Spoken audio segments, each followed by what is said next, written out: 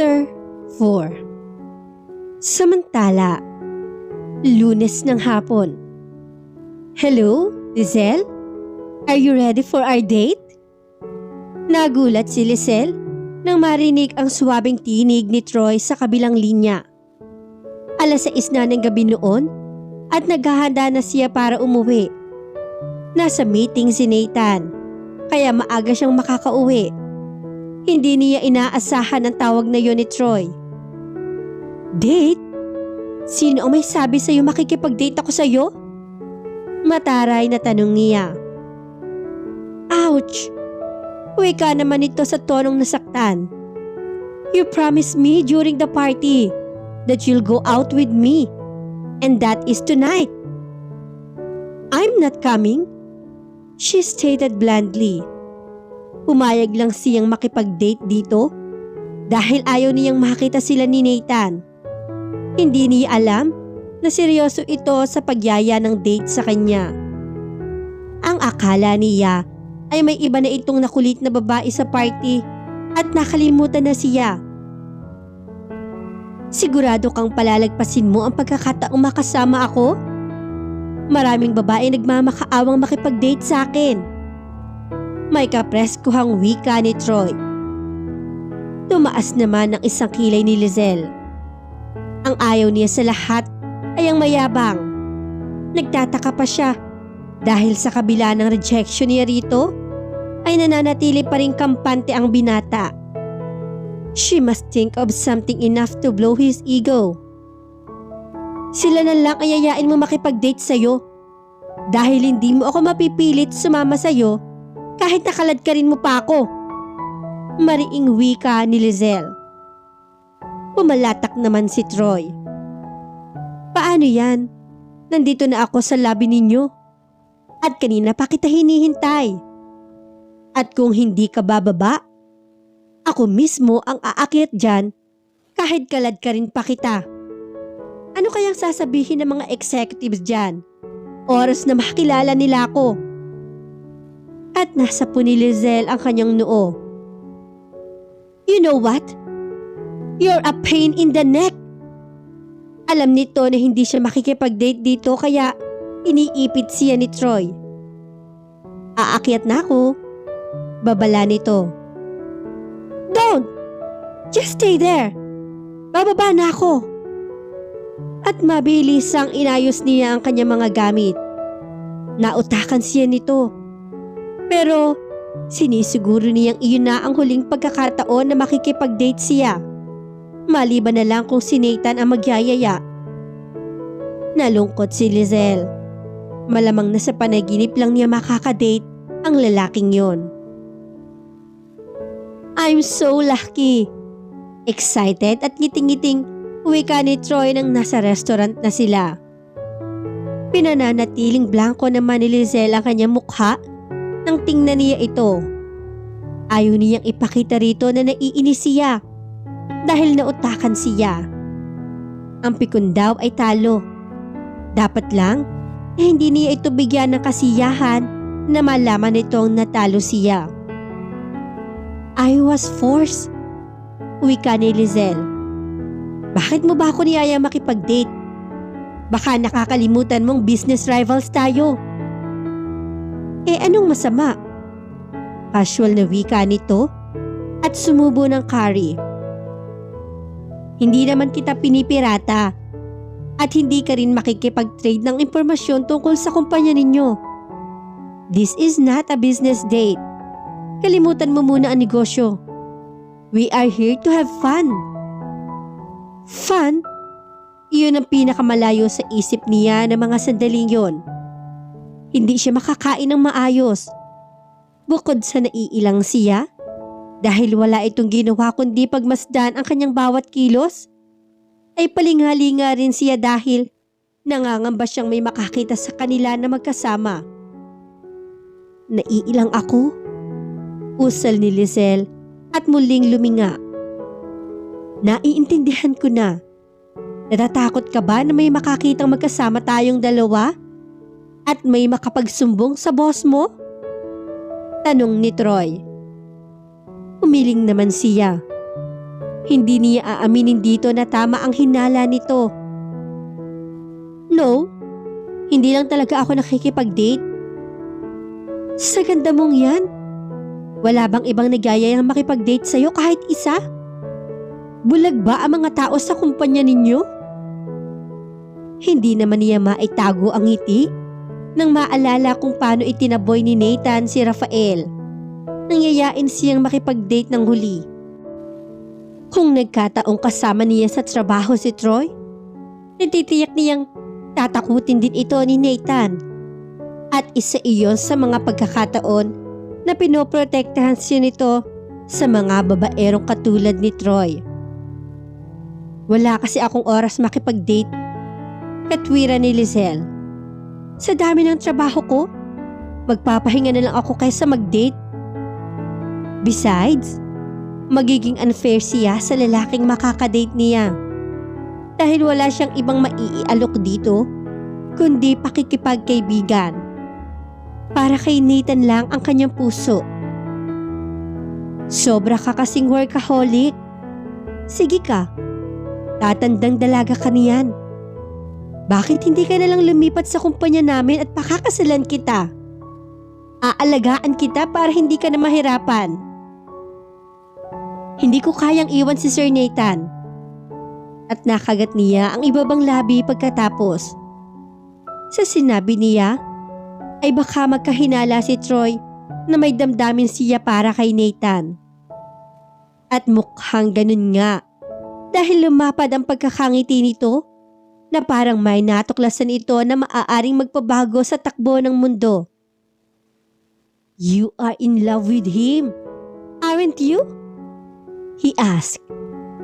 Nagkunwari si Lizelle na nagulat sa sinabi nito. Ako? In love kay Sir Nathan? At tumawa pa siya. Oo. Iniiwas niya ang mga mata rito.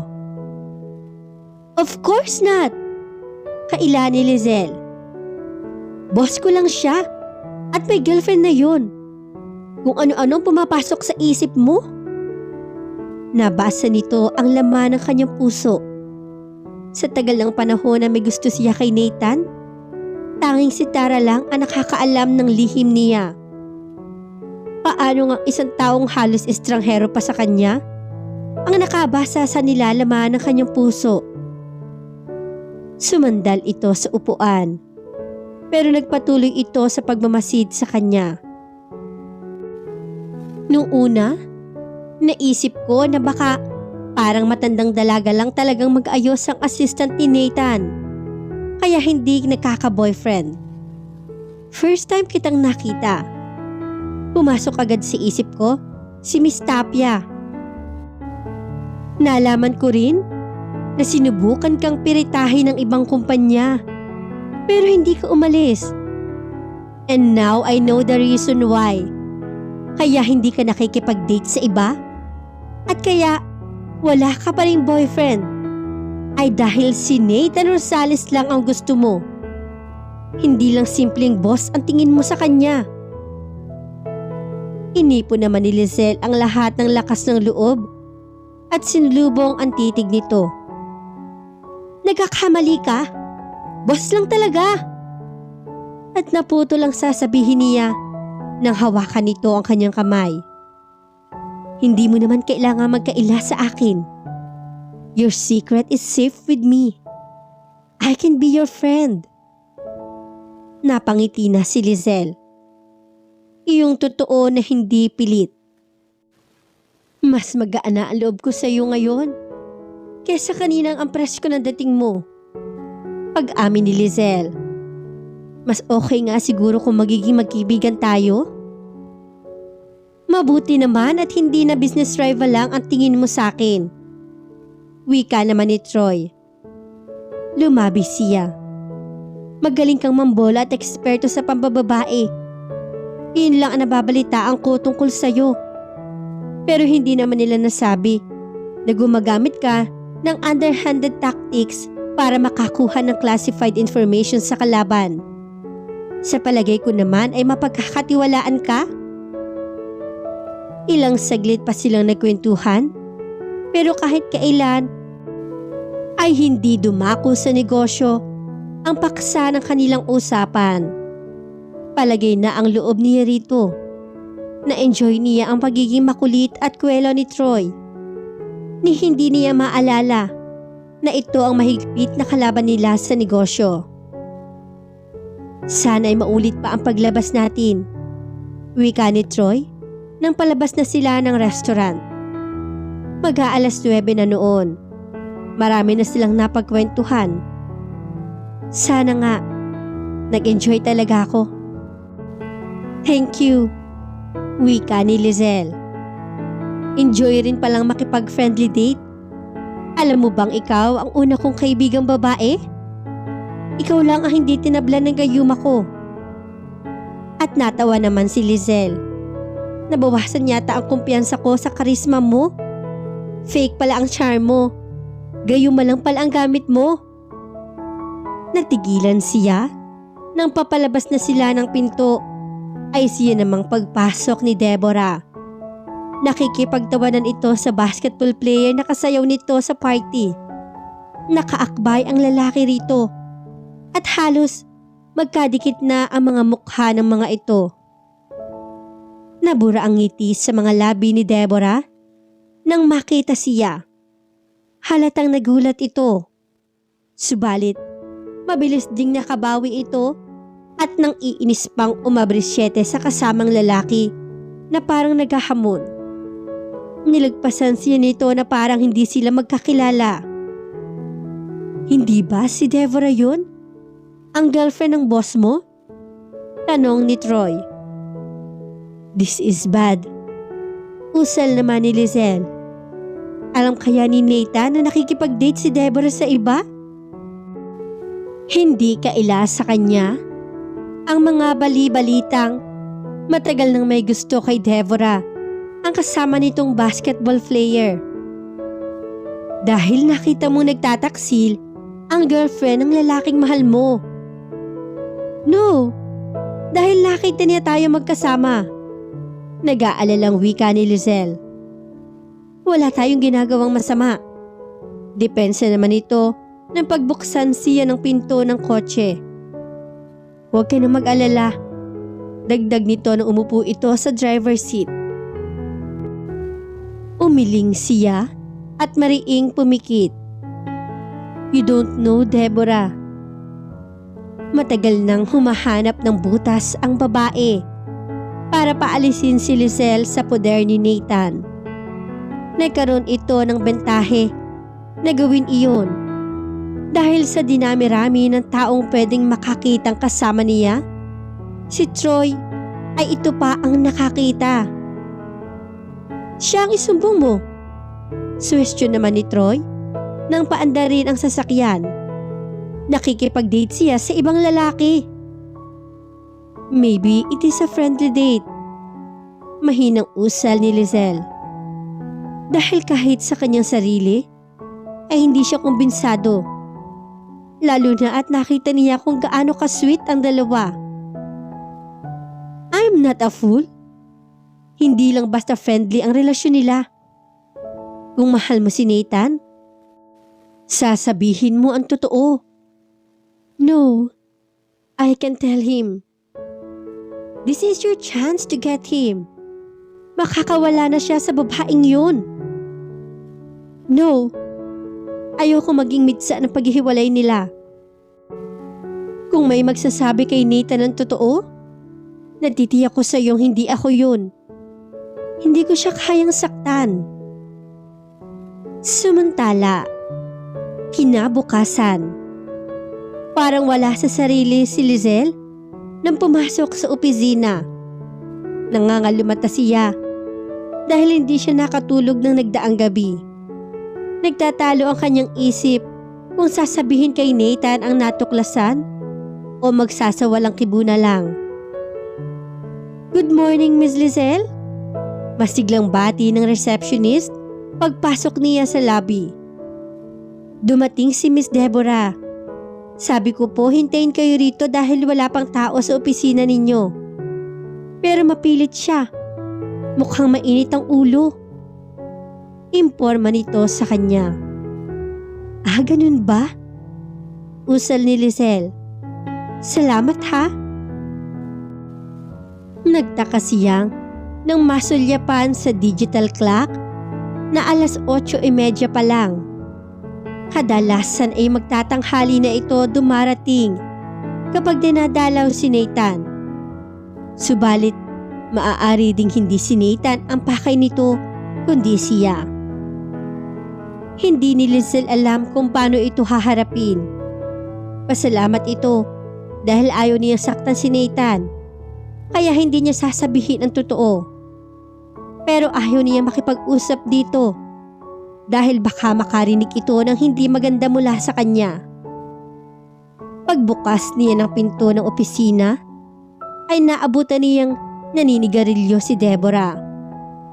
Unang beses na nakita niyang ginawa nito iyon. Marahil, tulad niya ay natetensyon ang dalaga. Good morning. Formal na bati niya rito. Magaling pala siyang artista. Hindi halata nagpupuyos siya sa galit dahil sa panloloko nito kay Nathan. Tumayo si Deborah. How's the little loyal assistant? Nakapagsumbong ka na ba sa pinakamamahal mong boss? Tanong nito. Kung nagsumbong ako kay Sir Nathan, malamang ay hindi na makakatapak kahit ang anino mo sa opisinang ito. Casual na wika niya. Ingrata ka talaga! Iiling-iling na tumayo si Lizelle at naglagay ng coffee beans sa coffee grinder. Bakit ka nga pala napasugo dito ng maaga? Para balaan akong huwag magsalita kay Sir Nathan? Gusto ko malaman ang plano mo. Inilipat niya ang nagiling na coffee beans sa coffee maker. Rest assured na wala siyang malalaman mula sa akin. I'll keep my mouth shut. Pero hindi ko natitiyak kung ako nga lang ang kakilala niya na nakakita sa inyo. Gagawin mo yon. Maaatim ng konsensya mo na hindi sabihin sa pinakamamahal mong si Nathan ang totoo. Hindi niya pinansin ang pasaring nito at matapang na sinalubong ang titig ni Deborah. Ikaw, maaatim ba ng konsensya mo na makipag-date sa ibang lalaki kahit na boyfriend mo na si Sir Nathan? Saglit na natigalgal ito, subalit mabilis ding nakabawi. You mean RJ? Tukoy nito sa basketball player at idinuldol sa ashtray ang sigarilyo. Isa lang naman siyang baliw na bumubuntot sa akin. Alam mo ba kung bakit ako nakipag-date sa kanya? Para may mapaglaruan ako habang inaakit mo ang boyfriend ko. Kayo ang lagi magkasama. Wala na siyang panahon sa akin. Gusto kong malaman kung magsaselo siya. Kung mahal talaga niya ako. Napailing si Lizelle sa baluktot na katwira ni Deborah. Sa isang banda, nakokonsensya siya dahil sinasaktan nito si Nathan dahil sa labis na selo sa kanya. Subalit, isang bahagi ng kanyang isip ang nagsasabi na baliw ito. Hindi ba nito nakikita na kaya hindi siya pinapansin ni Nathan ay dahil ito ang mahalang binata at hindi siya? Ang akala mo ba ay matutuwa si Sir Nathan sa ginagawa mo? Sinasaktan mo lamang siya. Hindi nga ba niya ako sinasaktan sa pambabaliwala niya sa akin dahil sa'yo? Mag-isip ka nga. Magkasama kami ni Sir Nathan dahil sa trabaho. Pero ikaw ang girlfriend niya. Dalawang magkaibang bagay yun. Kung may problema ka sa kanya, kayo ang mag-usap. Itigil mo na ang pagsiselos mo sa akin. Huwag ka manggamit ng ibang tao para patunayang mahal ka ni Sir Nathan. Kalilimutan ko rin ang nakita ko kagabi. At humalakhak si Deborah. Pero hindi ko makakalimutan ang nakita ko kagabi. You dated Nathan's worst nemesis. At kumabog ang dibdib ni Lizelle. Sinasabi na nga ba niya? At may binabalak itong masama laban sa kanya. Wala kaming ginawang masama. Depensa naman ni Lizelle. Os? At humithit ito ng sigarilyo at binugahan siya ng usok sa mukha.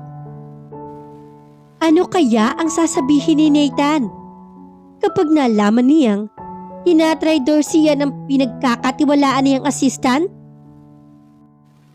Naikuyom ni Lizelle ang kamay. Hindi ako traidor. Malinis ang konsensya ko. Hindi ko niluloko si Sir. Isa pa, mabuting tao si Troy. Hindi dahil business rival siya ni Sir Nathan ay naging masama na siya. When it comes to woman, you can say that he is nice. Very nice. But when it comes to business, Troy is hardly a nice man. Palibhasa, hindi ka napapansin ni Nathan kaya gusto mong gumanti. Hindi totoo yan. Subalit nang makita niya ang matagumpay na ngiti sa mga labi ni Deborah, saka niya naintindihan na siya ang dehado sa laban. Kahit sang anggulo tingnan, ito ang paniniwalaan ni Nathan. Sa pagpayag niya makipag-date kay Troy, ay para na rin siyang kumuha ng lubid na pambigti sa sarili. Sabihin mo yan kay Nathan. Tingnan natin kung maniwala siya. Hamon ni Deborah. Wala si Lizelle dapat ikatakot dahil malinis ang konsensya niya. Si Deborah ang may intensyong manakit at pilit lang nitong pinagtatakpan ang kasalanan nito para iligtas ang sarili. Kaya siya ang pinag-iinitan nito. Nakataas ang noong pinagmasdan niya ito. Walang anumang takot na mababakas sa kanyang mga mata. Kung wala ka nang sasabihin, makakaalis ka na. Marami pa akong trabaho at nakakaabala ka. Uwi ka niya kay Deborah. Right. Mag-iipon ka ng classified information para maipasa mo kay Troy. At sa palagay mo ba, papayagan kita? Inosente ako. Hindi sapat ang nakita mo kagabi para sabihin niloloko ko ang amo ko. Hanggat wala kang ebidensya, hindi ka paniniwalaan ni Sir Nathan. Umangat ang gilid ng mga labi ni Deborah. Inosente ka nga ba? Dahil kung talagang inosente ka, magre-resign ka. Nanlaki ang mga mata ni Lizelle. Hindi ko gagawin yon. Dahil kung magbibitiw siya sa trabaho, ay para na rin niyang inamin na guilty nga siya. Paniwalaan nga kaya ni Nathan ang mga bintang ni Deborah kay Lizelle? Sabay-sabay nating alamin sa susunod na part ng ating kwento. Maraming salamat po!